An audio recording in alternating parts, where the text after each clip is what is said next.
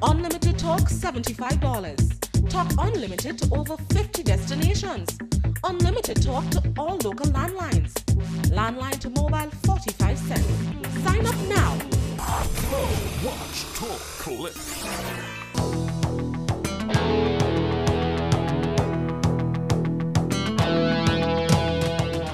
This is CC6 Newsnight Weekend Review for October 8th to October 11th, 2012. It was the week in which a tourism official revealed sagging fortunes for Grenada in the cruise industry. One company rises above the odds to capture 3 regional awards, and the judicial review in case of 5 policemen charged with manslaughter for the death of a Grenadian who lived in Canada ended in the High Court. In sports, jubilation as Team West Indies captured the World T20 title in dramatic fashion. Details when we return.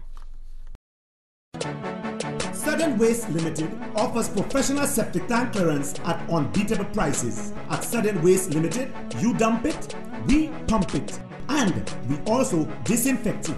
Located in River Road, St. George's next to Steve's Auto, Sudden Waste Limited for professional septic tank clearance. Also available, portable toilets, garbage collection and garbage bins. Call us today, 435-DIRT. That is 435-3478. Sudden Waste Limited. You dump it, we pump it. Unlimited talk $75. Talk unlimited to over 50 destinations. Unlimited talk to all local landlines. Landline to mobile 45 cents. Sign up now. Watch, talk, click. At Scotiabank, we offer a number of borrowing solutions to make home ownership work for you. It all starts with a conversation. For the right mortgage advice, come in and talk to us. Scotiabank. Discover what's possible.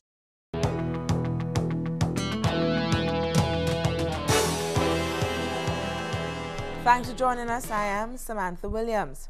The 2012 cruise ship season is not looking very promising for Grenada, as the number of scheduled calls show that there has been a decrease, continuing a decline which began in the last season.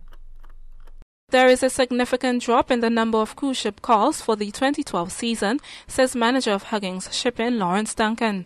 In an interview with CC6 Newsnight on Monday at his office, Mr. Duncan says GOF Huggins is expecting 132 calls for the cruise ship season, which is a 20% drop from the last season, where there were 165 calls. The first ship, Azura, which is a popular cruise line for Grenada, is expected to dock at the St. George's Cruise Ship Terminal on October 25th. Mr. Duncan says the reason for the decline in calls is that cruise lines have redirected their business to other countries.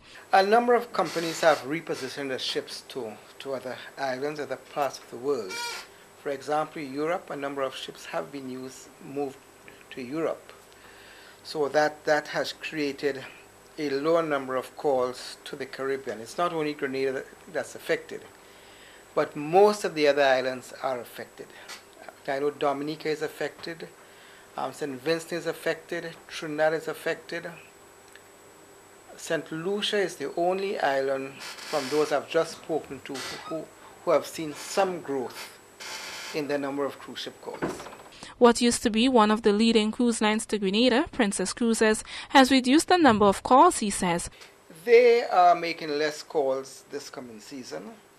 When you speak with them, they tell you that their itineraries go in peaks and troughs. And we are now in a trough.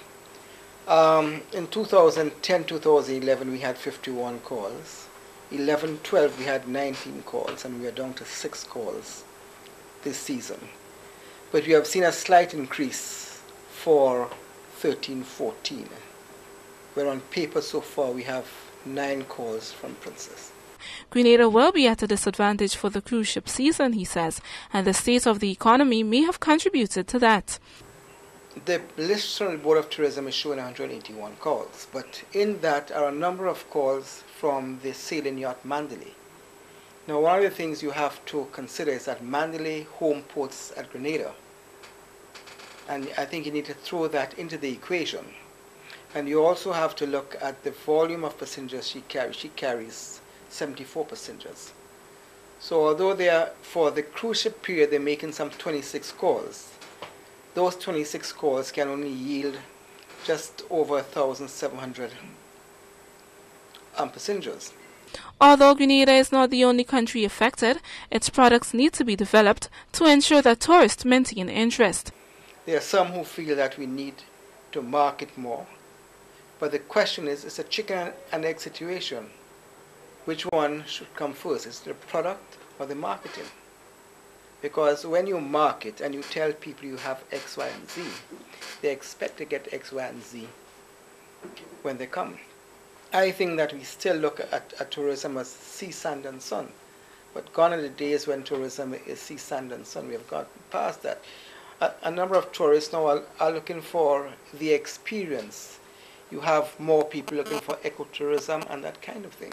He says the economy is making it hard to even do a proper analysis of what cruise ship passengers' spending will be like. Karima Lewis, CC6 Newsnight. In the midst of a tight economic squeeze that has left most companies barely able to survive, one entrepreneur has beaten the odds and has been rewarded for his efforts with 3 top regional awards. Barron's Foods Limited, which registered as a business in Grenada in May 2009 and began production in December, has won 4 awards at the Caribbean Business Awards.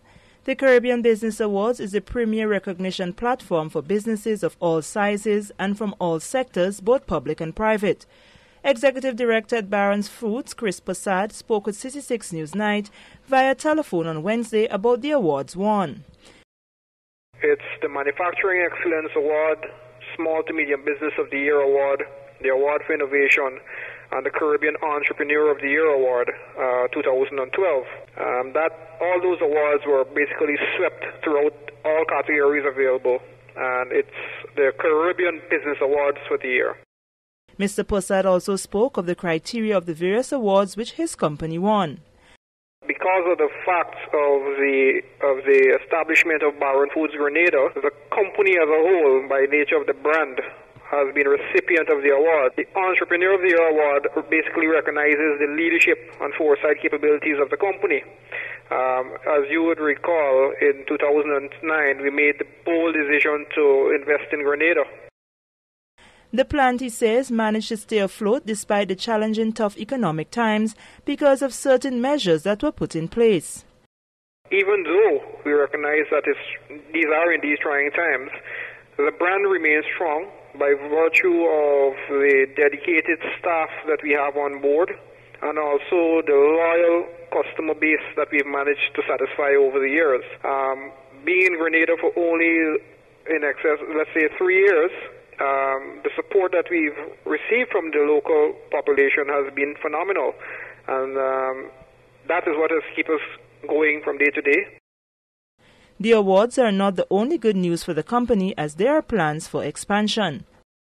There are massive plans on board to establish the headquarters of the plant here in Grenada, but of course the paperwork and the technical nitty-gritty will have to be sorted out with the relevant bodies before that risk analysis can be overcome.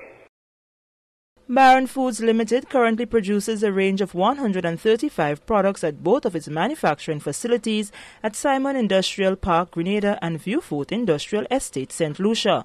The company's products are available in the United States, Canada, the United Kingdom, France, Germany, Guyana, and the entire French, English, and Dutch-speaking islands of the Caribbean. Sherry-Ann Noel, CC6 Newsnight. The first major hurdle in the construction of a new Parliament building has been crossed, and the winning design has been selected, and stakeholders are now looking ahead to when the work will begin. Coco Architecture from Grenada is the winner of the new Parliament Building Design Competition held by the governments of Grenada and Australia. Its design was chosen from among 7 presented by Jamaica, Barbados, Trinidad and Tobago and Grenada. Coco Architecture will be receiving $30,000, while second place ACLA Works from Trinidad and Tobago will receive $5,000. Another local company, TVA Consultants, which finished in third place, will receive $2,000. There were a number of reasons Coco Architecture was chosen, 3 of which were it shows a contemporary 21st century civic building, the layout takes good advantage of the surrounding views, and the building is well orientated on the site to maximize natural light and breezes. Chief Technical Officer in the Ministry of Works, Cecil Harris, outlines the next step towards construction. A meeting between the architects and the client, that would be the Office of Parliament. The design is going to be tweaked because there are certain aspects of it which we would like to match our particular requirements. The architect would then go straight into detailed design work. Not only the architect, but the architect has a team of consultants with him. He has structural engineers, civil engineers, electrical and mechanical engineers, otherwise known as service engineers, and he has a landscape architect. So this entire team of consultants will go straight into very detailed design to produce construction drawings and bidding documents. Representing Coco Architecture, Trevor Bullen, says the task ahead for him is working to have the building constructed the proper way. As the CTO mentioned, we have a very large team, and obviously what takes a lot of time, frankly, is coordinating the work of all the different people, coordinating the structural engineer, the civil engineer, the mechanical engineer, the electrical engineer, the landscape architect. We have quantity surveyors keeping tabs on the cost. So there are a lot of components that we have to make sure that everybody's in sync, and that'll be the biggest challenge. Minister of Works, Senator Dennis Modeste, says after taking a view of the Parliament building in Antigua, he is extremely pleased with the winning design. Having seen the building over there and the designs which the architects have produced, I must say I'm extremely pleased with the work of Coco Architects because their work exceeded my expectations by far. Construction is not expected to start until the end of the second quarter of 2013 and will take approximately 20 months to be completed. Senator Modeste says in addition to the $5 million allocated for construction of the Parliament building, another $1 million will be needed for the finishing touches. Karima Lewis, CC6 Newsnight. When we return, family of October 19th, 1983 victims still looking for answers.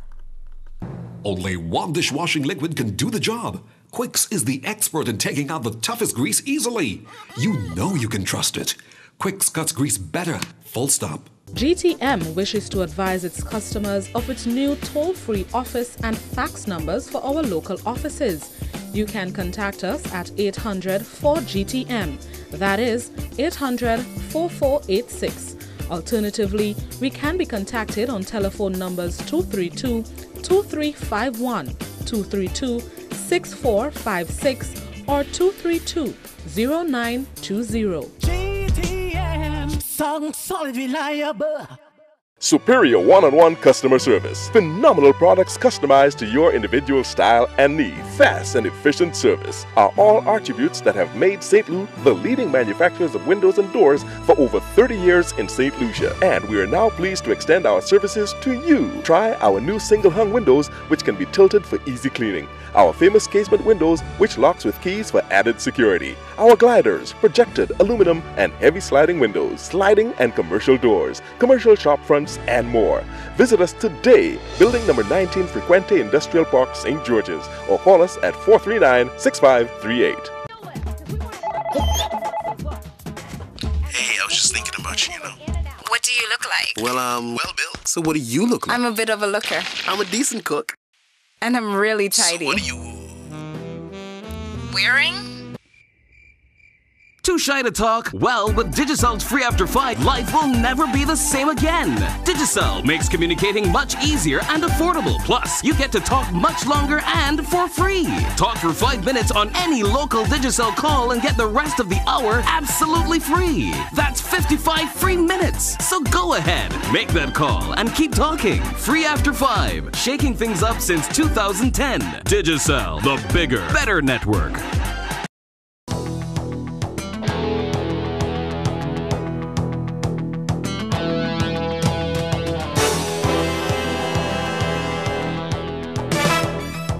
Welcome back. The judges have finished reviewing an application made by lawyers representing 5 policemen charged with the death of a man who succumbed to injuries he received in an incident at a police station while he was in custody of the lawmen. A 3-day judicial review was held at the No. 3 High Court between the lawyers representing the 5 policemen charged for the death of Oscar Bartholomew and the Director of Public Prosecution, Christopher Nelson. The 5 policemen, Constables Kenton Azard, Edward Gibson, Sean Gannis, and Reddy Felix, along with Rural Constable Wendell Sylvester, have been charged with manslaughter in relation to Bartholomew's death. It is alleged that Bartholomew died hours after sustaining a beating from a group of policemen at the St. David Police Station last December. This hearing was to decide if a request for a coroner's inquest by lawyers Anselm Clouden, Francis Alexis QC, and Cajetan Hood was not infringing on the rights of the DPP. The DPP felt that the inquest will be violating his rights to commence prosecution, and that was the basis of his argument during the judicial review. One of the lawyers, Anselm Clouden, spoke with CC6 Newsnight on Wednesday. Argued that Sections 71 of the Constitution of Grenada vested in the Director of Public Prosecution a constitutional discretion to initiate, take over, and stop criminal prosecutions. Mr. Clouden says that their argument was to prove that the relevant act is clear that where deaths occur while someone was in lawful custody as a result of violence, the coroner has a duty to act, and that does not infringe on the right of the DPP to commence prosecution. Our position was that that is not the issue. He has that right. But the Parliament and Parliament laid down and prescribe procedure where death occurs in those circumstances. That it's not the DPP to commence proceedings, it is the coroner to inquire. And Parliament's intention was to, as it were, put in place certain fundamental safeguards. And that duty, if not discharged, the DPP can then prosecute the coroner or the magistrate for not acting.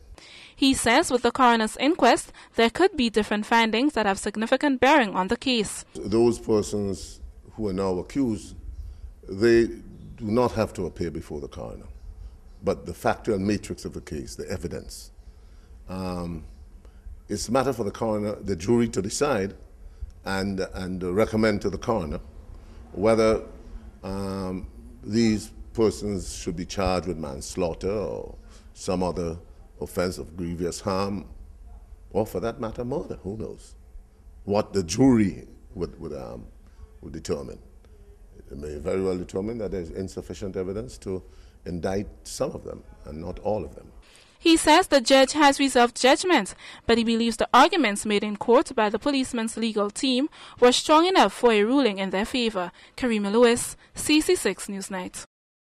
The main opposition New National Party is presenting itself as the team with the plan for economic recovery, and in a rally on Sunday, a former Minister of Finance outlined how the party will manage the process. A 10-point plan for Grenada's economic recovery was outlined by the opposition spokesman on finance, Senator Anthony Boson, during the New National Party's rally on Sunday at 10:10. Addressing supporters, Mr. Boson says the NNP has a vision for Grenada's economic recovery, which it will begin implementing as soon as it is elected to form the government. The opposition senator, who is also treasurer for the NNP, says the actions of the ruling National Democratic Congress has caused investors to look the other way. When the convention took that unprecedented decision to expel 10 of its most senior members, what the convention did was to effectively transform the NDC from a majority government to a minority government. And we must understand one thing: no serious investor, no serious businessman will invest their money in a country that is run by an unstable minority government, my friend. To turn around the country's fortunes, Mr. Boson says the NNP's 10-point plan includes uniting the people for common good, constructive engagement of local and foreign investors, forging strategic alliances with economic partners, building on the goodwill and publicity from sporting icons like Kirani James, Lewis Hamilton and Aline Francisque, and developing a new energy program. Today, all major social and economic indicators reveal that Grenada is a perfect candidate for an IMF-administered program. We have an unsustainable debt burden, a bloated government bureaucracy, huge fiscal deficits, and declining government revenues. Management of loans is another critical area, Boson says, as borrowing should be for development and not to meet recurrent expenses. It is instructive to note, however, that in 13 years of the new National Party in office, government never, and I want to stress, government never borrowed any money from the NIS for the purpose of paying salaries and wages of its workers. On the contrary, my friends, under the new National Party of Dr. Keith Mitchell, government paid back millions of dollars into the NIS in the form of loans that were repaid, that were taken by the previous government, and salaries that were retained by previous governments are not paid into the NIS, my friend.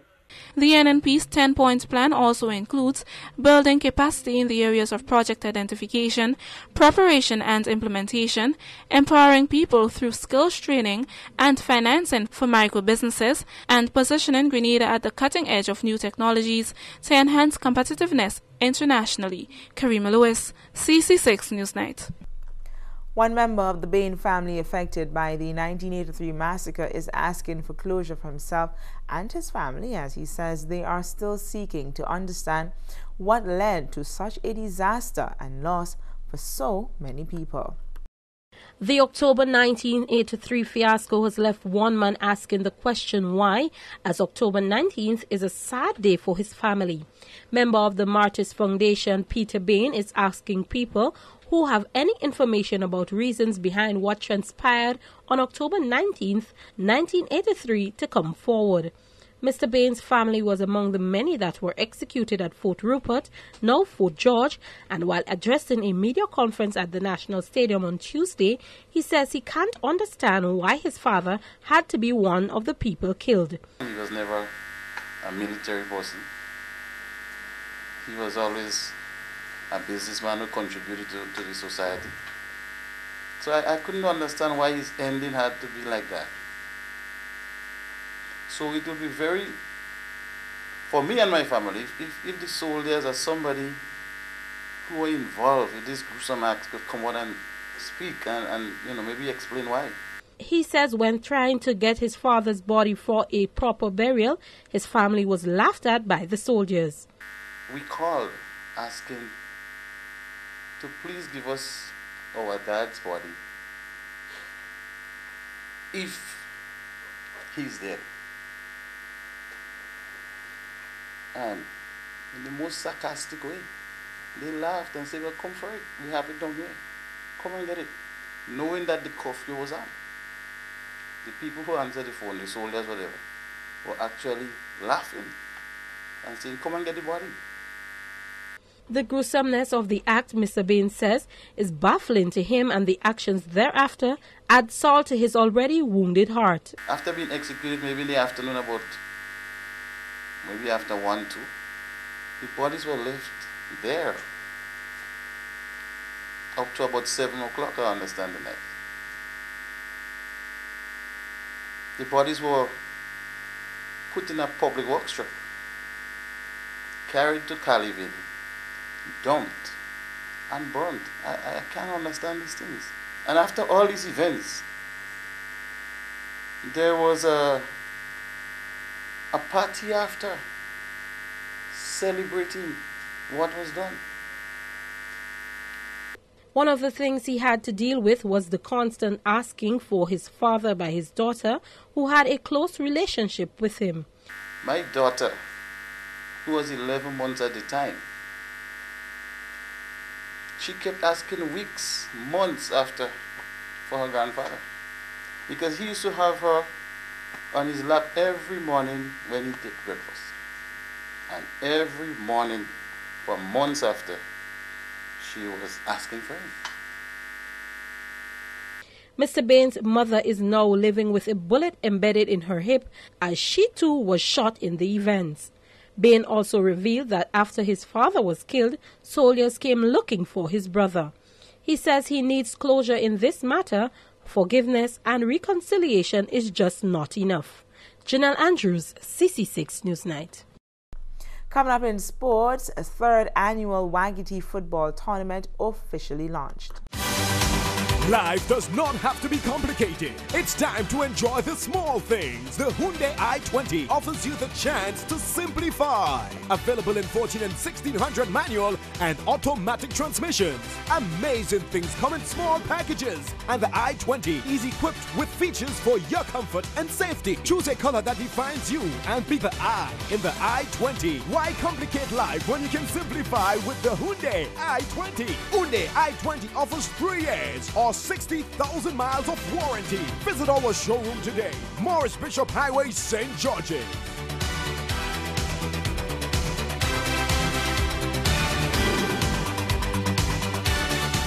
Cool me down. Nothing can hard in my country. So I open a bakery. Hey, yes. Hey, in order that I should marry. When did you jump, soca? Friendliest people you'll ever meet. Wise man with black stone beside him. Live on Community Channel 6 every Saturday, 2 p.m. to 4 p.m. It's Sound System Saturday. Hello, I'm Chef Didier and welcome to Meals in a Minute, brought to you by the Baron Gourmet Collection. Today we join Chef Didier on a culinary trip to China for a delicious sweet and sour chicken stir fry. We start by simply browning a chicken breast in a hot pan with a little bit of oil.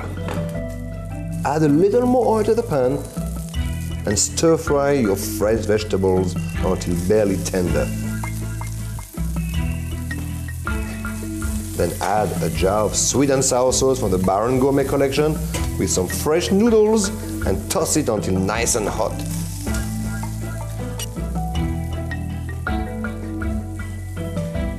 And now you are ready to enjoy your sweet and sour stir fry. We hope we can inspire your next meal in minutes with the Baron Gourmet Collection. Baron, we make food tasty.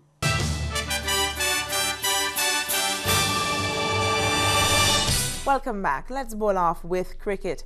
A jubilant West Indies cricket team celebrated winning the ICC World Cup 2020 tournament, beating the host nation by 36 runs in a low-scoring but mesmerizing final on Sunday at R. Premadasa Stadium in Colombo, Sri Lanka.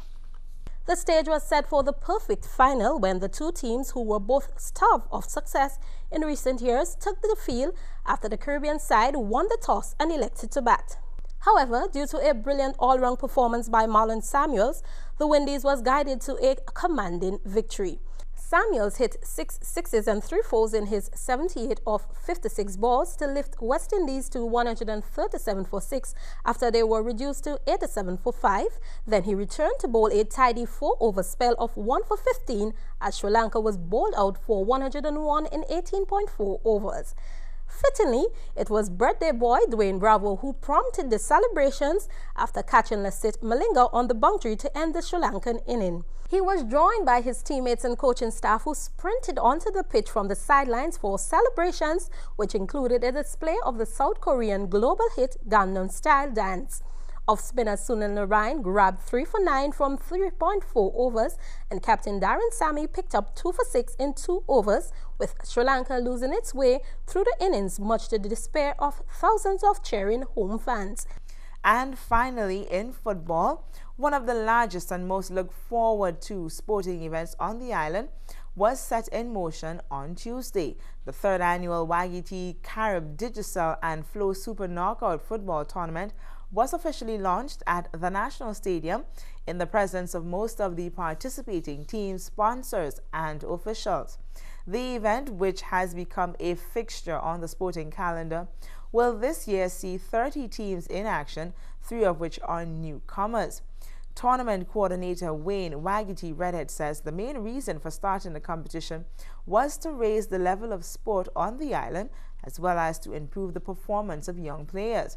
He outlined the rules of the tournament at Tuesday's launch. Each match will be 80 minutes, and we have 2 40, comprising of 2 periods of 40 minutes. The halftime interval will be 15 minutes. The 2 top teams from 2011, that's Hurricane and GBSS, will be seated in the top and bottom.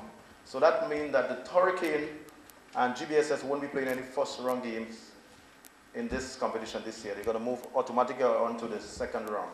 And once again, we had to do that because of the interest of time. Technical Director Lester Smith spoke on the behalf of the Grenada Football Association. We give the blessings to this tournament. It's the 4th year, and GFA has a deep-seated interest in what goes on in the WAGT Super Knockout. A lot of football is being played, and firstly, I want to address the players and the coaches of the various teams, very familiar faces. The demands of the game are high and very, very taxing today. Platinum sponsor for the competition is Carib, and gold sponsors are Digicel and Flow. Events and Promotions Executive of Digicel, Kevin Peterkin, was present for the launch. We at Digicel, we are happy and proud to be supporting this WAGT 4th annual Super Knockout football competition. It's been 4 years, and it seemed a whole lot longer because from my observation, football seems to be a lot more organized and enthused by the young ones of Grenada. As part of our mandate, it is important for us, being the biggest supporter and sponsor of sport in the region, that we also, from a local standpoint, begin at home. Hence, we have numerous soccer or football programs around the island. Country manager of Flow is Gail Purcell. We support this event, and we will look forward to it continuing, not just in the 4th year, but I hope to be here in the 10th year when we celebrate that huge of an anniversary. And we want to see that the sportsmanship that has been displayed in the games continues, that the camaraderie continues, and that the competition is always key. You can look forward, as usual, to the broadcast of the semi-final games on Community Channel 6. We have been doing that for a number of years. We continue to do that. Semi-finals and final matches are broadcast. Normally we broadcast the opening matches as well. It's one of our commitments as a local programmer. Support for the tournament is also coming from Lucasade, Courts, the National Lotteries Authorities, Trans Nemwell Insurance, Boss FM, Communal Cooperative Credit Union, Duty Free Caribbean Design Factory, Go to Fet, and Glenelg. Some of the teams say they will be ready for the challenges ahead. You could expect us to compete at a very high level and to pose an upset in the first match. We'll be playing against Bulldogs, and we think we're pretty competent. And not only that, but having the Lord on our side give us an added advantage. Last year we missed the tournament, but we were from the initial stage of the tournament in which we ended up in the finals and played and lost to Lime Paradise. Our return to the tournament is basically with the mandate of the commissioner and that of his initiative and that of community policing. Yes, we are playing to win, but also it's also of the strategy of the commissioner to expect the big fight, for sure. Going to be a big fight in the stadium. Don't really like to play in the opening. I wouldn't really like because the atmosphere will be different. I would have really liked for Feta Boys to play some other time. Maybe that I would like to have to talk to the organizer about. But our plan is to come down here and have a real nice time. This year tournament we have some new players that came in. But every time we have new players, but this time we have some new players on our team, apart from last year. And looking forward to go to the finals. We are looking to play the first match against 100, which might be a little challenge. We don't have no idea, but on the day, we should be ready. Bring good things for you in this competition. It's a competition we're always looking forward to and we really want to win. And as you see, the draw shows us already that we have a great challenge early because we will be playing Feta Boys in the opening and most likely from Feta Boys we will be meeting New Win GBSS. So it will be a tough call for us at all stages in the competition. More than $70,000 in cash and prizes will be paid out to the participating teams. The tournament will officially kick off on October 27th and end on December 8th. Teams will be looking to dethrone defending champs Hurricanes. The first two games on opening day will be between Five Stars and Sunsetters and Eagles Super Strikers and Feta Boys. That's all we have for you in Sports on 6. We recap the headlines when we return. Still struggling to stream content? Get Flow Broadband. With the most affordable rates on the fastest speeds around, you click and stream all the content you want smoother than ever. Flow, watch, talk, click. Recapping the headlines, it was the week in which a tourism official reveals sagging fortunes for Grenada in the cruise industry. One company rises above the odds and captures 3 regional awards, and the judicial review in the case of 5 policemen charged with manslaughter for the death of a Grenadian who lived in Canada ended in the High Court. In sports, jubilation as Team West Indies captured the World T20 title in dramatic fashion. That brings us to the end of CC6 Newsnight Week in Review for October 8th to October 11th, 2012. Top stories from CC6 Newsnight can also be seen on our Facebook page, Flow Community Channel 6, where you can also get the link to past editions of CC6 Newsnight. On behalf of the news team, I'm Samantha Williams, thanking you for joining us.